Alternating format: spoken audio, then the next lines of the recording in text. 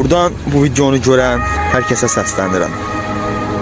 Mən çox təəssüf edirəm ki, şəhidlərimizi paylaşanlar çox azdır və əksəriyyəti onların qohumları, dost tanışı, yaxınlarıdır.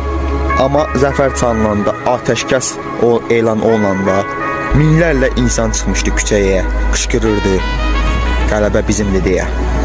Və o qələbənin qazananlar bax bu oğullardır və sizin o cür cəsarətlə qışqırmağınızın səbəbi bu oğullardır.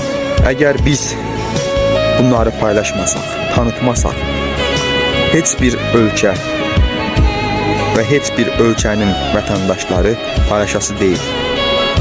Sosial platforma da ən gözəl paylaşım, ən gözəl insana hörmət qazandıran paylaşım şəhidləri paylaşmaqdır, onları tanıtmaqdır.